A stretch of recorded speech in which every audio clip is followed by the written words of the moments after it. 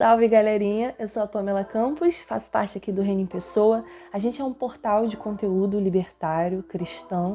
Então, se você está conhecendo a gente agora, já se inscreve no nosso canal aqui no YouTube, ativa o sininho. A gente também tem podcast no Spotify e estamos produzindo aí toda semana alguma coisa para te edificar. O que a gente vai falar um pouquinho hoje? Eu espero que esse bate-papo seja breve, apesar de eu não ser uma pessoa que fala pouco.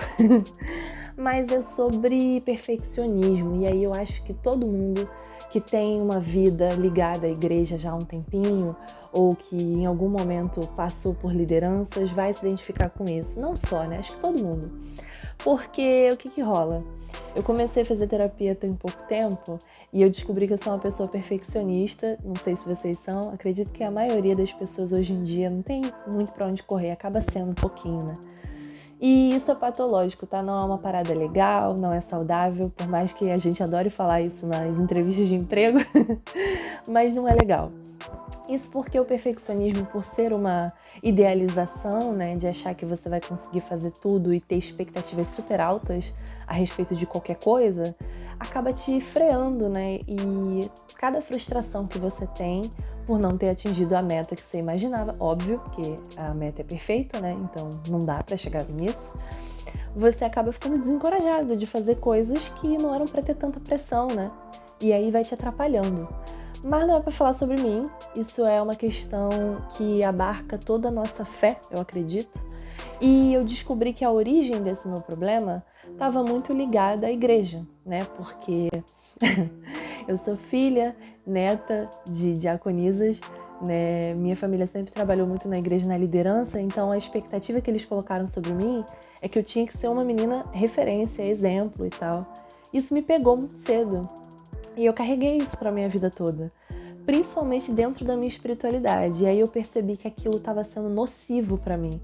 Até hoje eu tenho que combater esses sentimentos. Por que estamos falando sobre isso? Porque essa geração, né? E aí, desculpa se tu for cringe, millennial e tal, ou se você é geração Z, né? Enfim, eu tô ali no meio termo, né? A galerinha tá trabalhando muito com idealizações excessivas, né? Eu acho que a rede social mais responsável por isso tem sido o Instagram, que é uma coisa muito relacionada à imagem, à estética. E eu não sei se vocês estão percebendo, mas a maioria dos Reels, assim, que estão correndo no Instagram e dos TikToks também, é aquela coisa, assim, de padrão de vida, sabe? O vídeo de uma mina se arrumando, ou de uma galerinha cozinhando numa cozinha perfeita e limpa e tudo muito estético. Então a nossa geração é um pouquinho obcecada com isso, né? E dentro do cristianismo eu percebo que isso ainda acontece de uma maneira muito mais latente. Por quê? Tá rolando uma febre aí, né, de influencers cristãos, fundamentalistas, que estão tendo muito espaço dentro do TikTok, né? Que são vídeos tipo assim, dizendo o que você pode ou não fazer, dizendo o que é ou não pecado, o que você tem que fazer, do que você tem que se separar para ter uma vida santa e tal. Isso mexeu comigo, velho. Por quê? Eu fui entender o que é santidade. E eu percebi que a santidade que a gente fala tanto não tem relação com a Bíblia em si. Não tem relação com a Bíblia? Como assim, Pamela? Tipo, não tem, cara, porque até mesmo dentro da própria Bíblia, quando você lê o Velho Testamento e o Novo Testamento, existem parâmetros, comportamentos que vão definir o que é uma pessoa santa ou não, o que é algo santificado ou não. No Velho Testamento está muito relacionado à expiação de pecados, né? A coisas que foram separadas para o santuário, né? Então nem sempre estava relacionado com pessoas. Quando você vai no Novo Testamento, aí Paulo, João, Pedro vão trazer novos sentidos para santos. E aí santos se tornam pessoas que fazem parte do reino.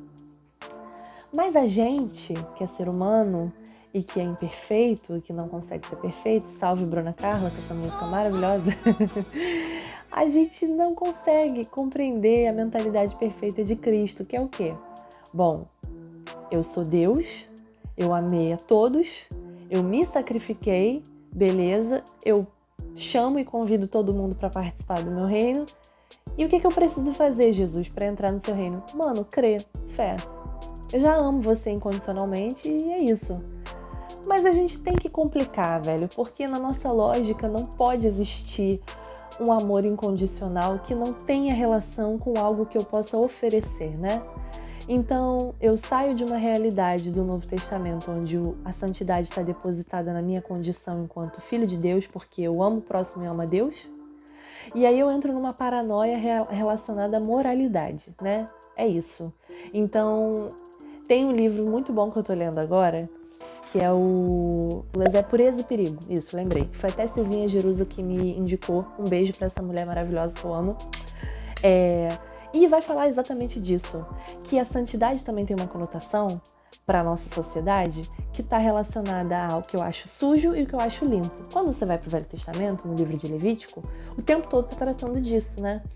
Então a mulher que está menstruada, ela tem que ter tantos dias para poder voltar para o convívio, porque aquilo é considerado podre, aquilo é considerado imundo, aquilo não é santo e aquilo é pecaminoso e tal, mas é uma condição biológica. No Novo Testamento a gente não tem essa realidade, né? Porque a santidade ela vai para um sentido espiritual.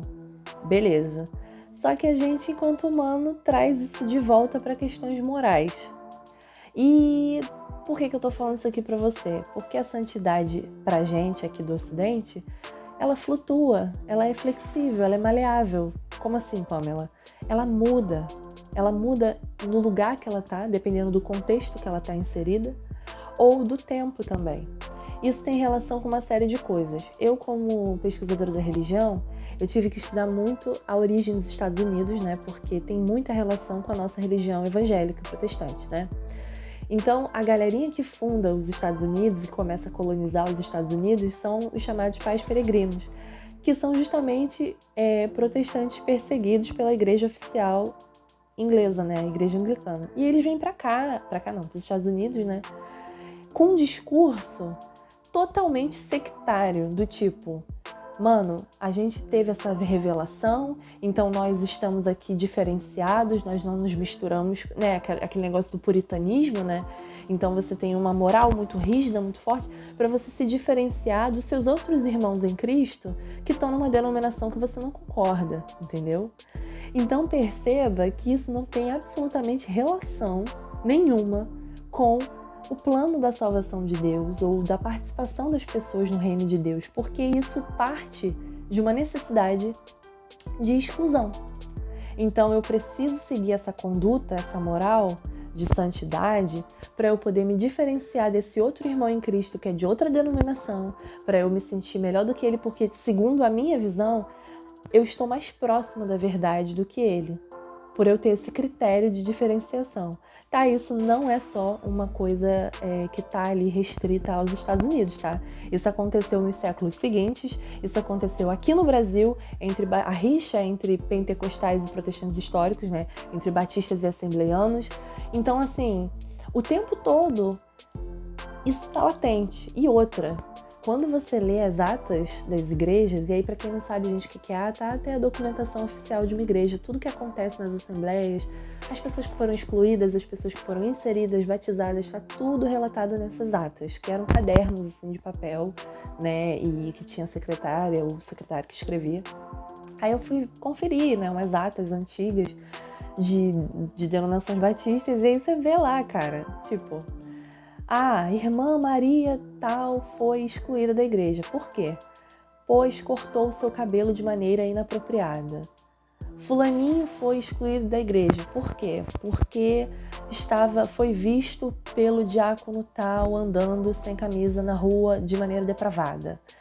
Então, o que acontece? A gente fica obcecado em tentar ter uma espiritualidade perfeita, no sentido de todo dia bater essa cota. Eu não tô nem dizendo, assim, eu não faço mais isso. Durante muito tempo eu vivi presa nesse sentido fundamentalista de achar que se eu não seguisse essa métrica, essa agenda moralista, eu provavelmente perderia o status de filha de Deus e eu queimaria no inferno, né?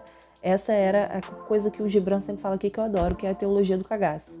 Então você substitui um evangelho que tem o jugo suave, o fardo leve, e você coloca toneladas de culpa, de angústia e de medo e de cagaço nas suas costas para você continuar trilhando esse evangelho. Isso é adoecedor não só para você, como também para o próximo, porque uma vez que você não se aceita como imperfeito e não aceita imperfeição dentro do templo, você exclui também o outro, né? Então, ao invés de estar crescendo né, no reino, em bênção, né, edificando o próximo. Não, você tá ali determinando no clube da Luluzinha, baseado em questões basicamente humanas, quem pode ou não estar com Deus, estar em Cristo. Patético, né? Ridículo, vamos combinar. Santidade nesse sentido, quando está atrelada a padrão moral, muda. Então você está aqui com seus 20 e tantos anos se matando para bater aquela cota de santidade que o influencer gospel lá do TikTok falou para você que você tem que fazer. Quando passar 30 anos daqui, vai ter outras pessoas de 20 e poucos anos que vão estar fazendo as coisas que você não fez e que não vão ser castigadas por isso, porque não tem relação com a Bíblia. Não tem relação nem com a Bíblia, eu vou dizer nem Bíblia, não tem relação com Cristo, entendeu? Por exemplo, eu mesma agora, com esse piercing no meu septo, né, com esse cabelo, maquiada desse jeito, com vestido de alcinha, se eu estivesse na Igreja Batista na década de 90, eu era a própria visão do anticristo. E ainda usaria um termo completamente racista, né, religioso e racista, que iam me chamar de quê? De pombagira. Quem tá na igreja evangélica fundamentalista sabe que é isso que acontece. E sabe o que é patético? Minha mãe ouviu isso na época dela, que não podia usar vestido de alcinha, não sei o quê. Hoje estamos em 2021, estou aqui com vestido de alcinha. E tem pessoas da idade da minha mãe que vão para a igreja com vestido de alcinha. Caramba, mas não era pecado? Não ia pro inferno? Né? A santidade nesse sentido terreno flutua, mas a santidade que não flutua é de Deus, que é atemporal.